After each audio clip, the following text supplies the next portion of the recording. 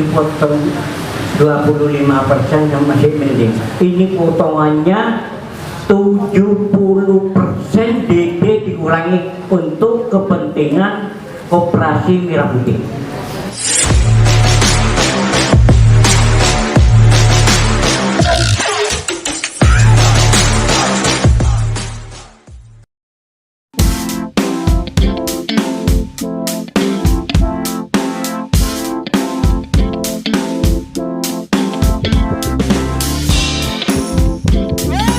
Memasuki tahun anggaran 2026, pemerintah desa dihadapkan pada tantangan serius akibat penurunan signifikan dana desa, DD.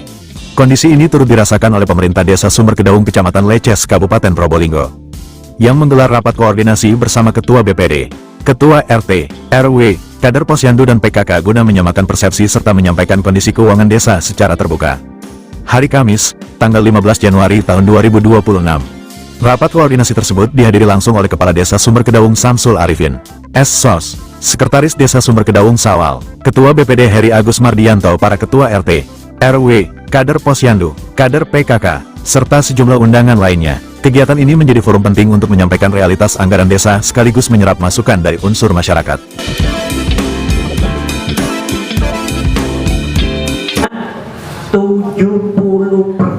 DD dikurangi untuk kepentingan Koperasi Merah Putih. Ini sudah dipotong di pusat, bukan ini. Cuma masalahnya ini masih selain 70%, ini masih ada lagi.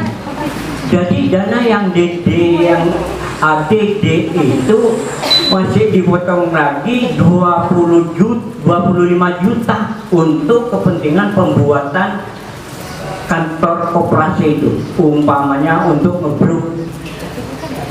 Jadi 70% itu potong di atas gitu.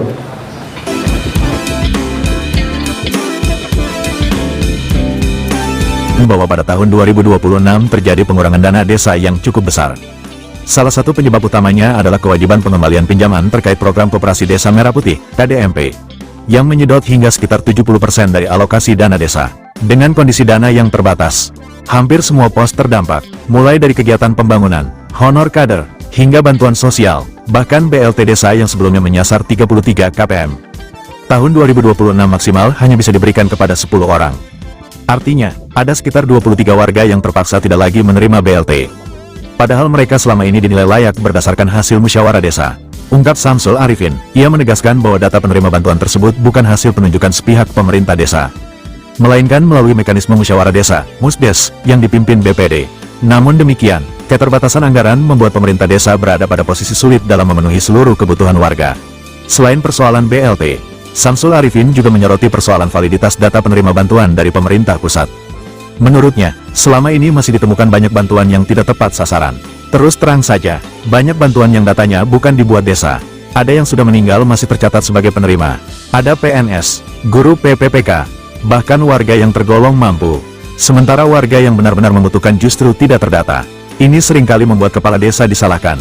Padahal desa hanya menyalurkan sesuai data dari pusat.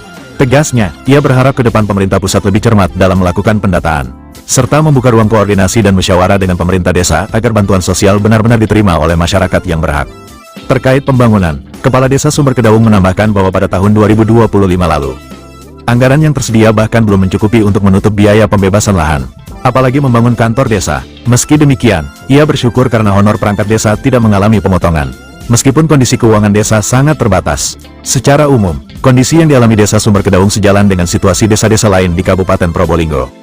Pada tahun 2026, dana desa tercatat paling kecil sekitar 240 juta rupiah dan paling besar sekitar 373 juta rupiah per desa. Angka ini jauh menurun dibandingkan beberapa tahun sebelumnya yang bisa mencapai 800 juta rupiah hingga lebih dari 1 miliar rupiah per desa. Penurunan tersebut salah satunya disebabkan oleh kewajiban cicilan pinjaman ke Himpunan Bank Milik Negara, Himbara, untuk pembangunan gerai Koperasi Desa Merah Putih, KDMP, yang dibebankan hingga 6 tahun ke depan. Akibatnya, ruang fiskal desa menjadi sangat terbatas. Untuk tahun 2026, dana desa terbagi dalam dua skema, yakni dana desa reguler sebesar Rp200 minus 300 juta yang penggunanya mengikuti prioritas nasional, serta dana desa khusus program KDMP yang pengelolaannya langsung dikendalikan pemerintah pusat. Dengan anggaran yang terbatas tersebut, pemerintah desa dituntut untuk mengelola keuangan secara ekstra hati-hati. Dana yang ada harus dibagi untuk pembangunan fisik, kegiatan sosial, serta pemenuhan kewajiban lainnya, sementara kebutuhan masyarakat tetap tinggi. Oleh karena itu, pemerintah desa mengajak masyarakat untuk lebih realistis dalam menyampaikan usulan pembangunan melalui musrenbang dan musyawarah desa. Keterbatasan anggaran bukan berarti pemerintah desa tidak bekerja, melainkan kondisi keuangan desa memang sedang mengalami tekanan berat. Meski demikian, keterbatasan anggaran bukan alasan untuk menyerah. Justru kondisi ini menjadi momentum bagi desa dan masyarakat untuk menggali potensi lokal.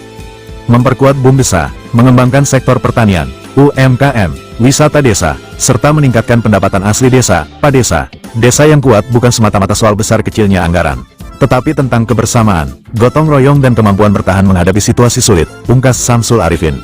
Dari Tim Liputan Probolinggo, Saiful Media Radar Patroli mengabarkan.